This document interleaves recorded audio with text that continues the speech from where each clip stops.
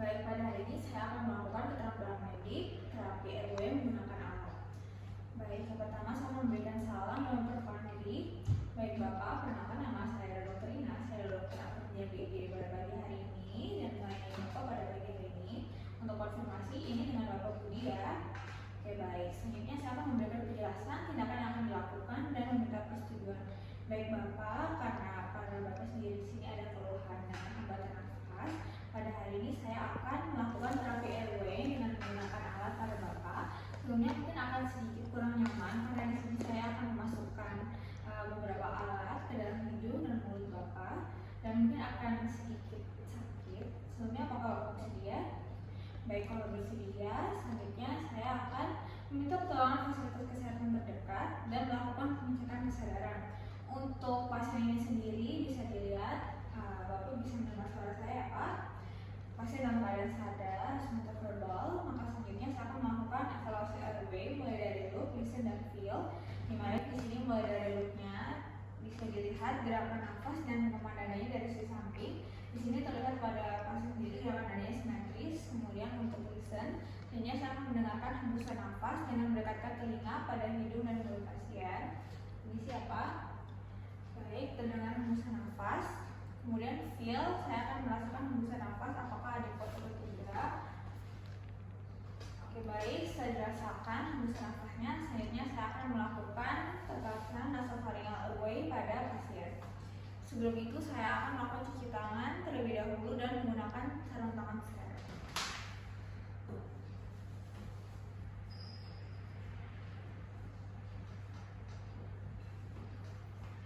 Baik, setelah mencuci tangan, selanjutnya saya akan menggunakan sarung tangan.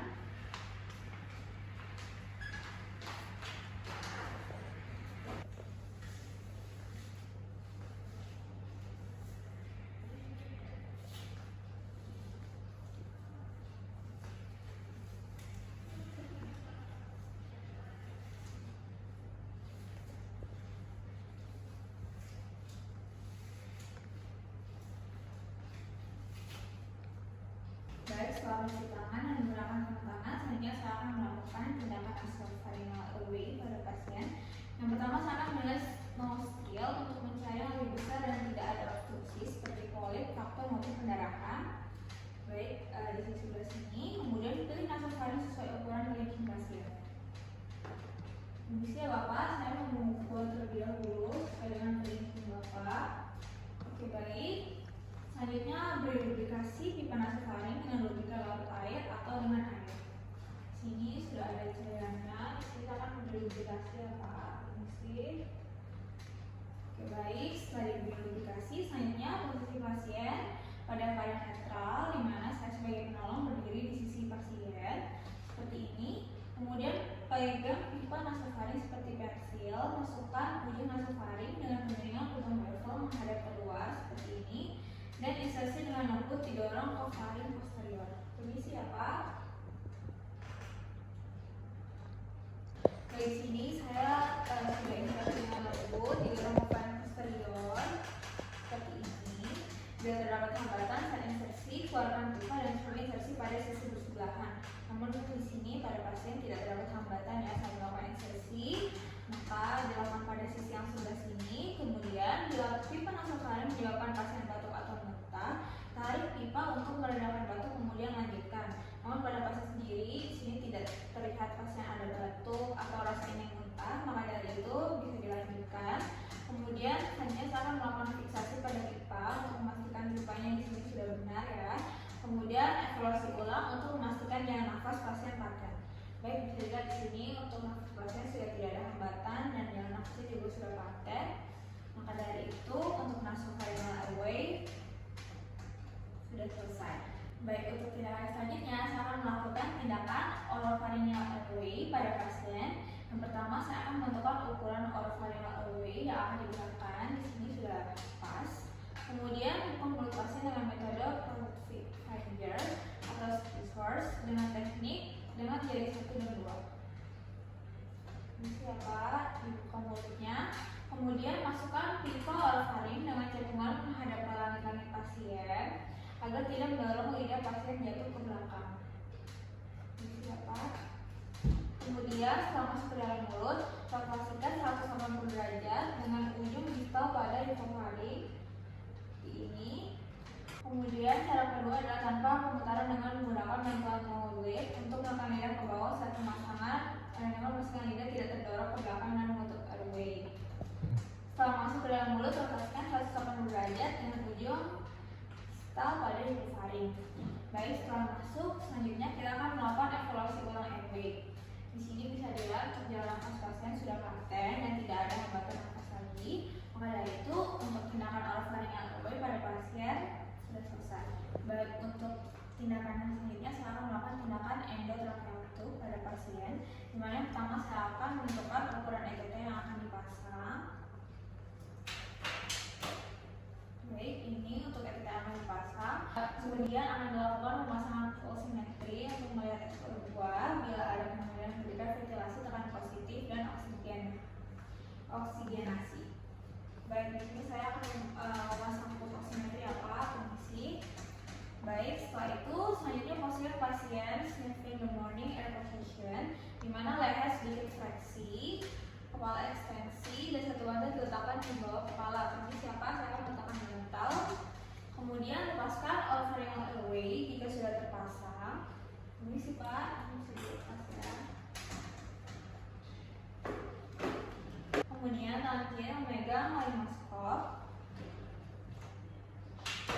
Kemudian masukkan secara gentle pada sisi kanan mulut di atas lidah, di mana menunjukkan lidah kiri cari epiglotis. Tempatkan ujung lidah di valvula.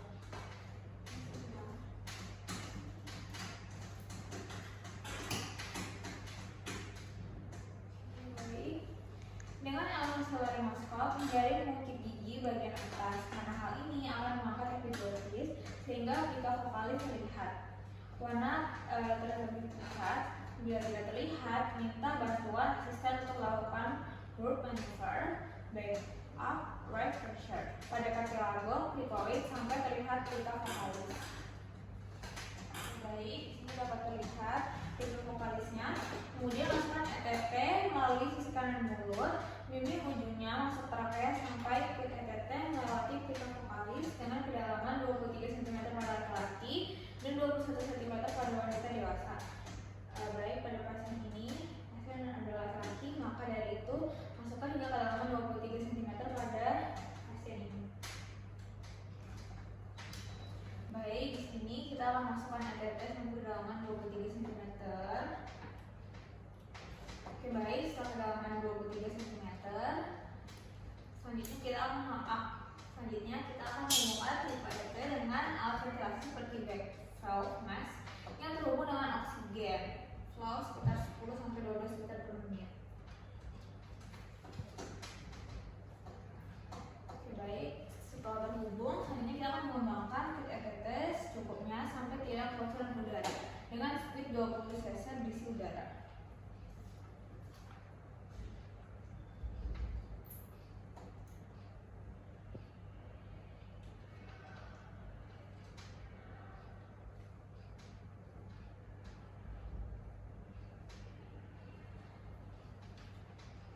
Baik, selanjutnya kita akan melakukan evaluasi pemasangan dengan mendengarkan melalui stetoskop pengembangan kedua paru.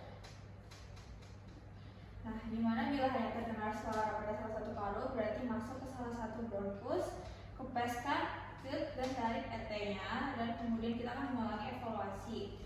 Namun, jika terdengar pada kedua paru, berarti sudah benar dan kita akan melanjutkan kembangkan groove. Bila dada tidak terlihat mengembang dan pada auskultasi terdengar gurgling di epigastrium, berarti terjadi intubasi esofagus, maka kempeskan tube dan tarik ET. Kita ulangi pemasangan ETT. Ini siapa? Melakukan evaluasi. Baik, pada pasien ini terdengar pada kedua paru, yang mana berarti sudah benar, dan kita akan melanjutkan kembangkan groove. Baik, setelah yakin ET masuk dalam trakea dan suara nafas yang tadi terdengar pada kedua paru, kita akan melakukan fiksasi ETT dengan plaster. Ini siapa? Ini tadi sudah terdengar ya pada kedua paru, berarti sudah terpasang dengan benar. Selanjutnya saya akan melakukan fiksasi menggunakan plaster supaya tidak dikontrol. Baik, setelah melakukan dan dipastikan tidak copot. Selanjutnya saya akan melakukan evaluasi ulang airway pada pasien. Baik, pada pasien ini sudah terlihat nafasnya sudah paten, tidak ada hambatan nafas lagi. Maka dari itu untuk tindakan pada hari ini semuanya sudah selesai. Selanjutnya saya akan mencopot sarung tangan dan mencuci tangan.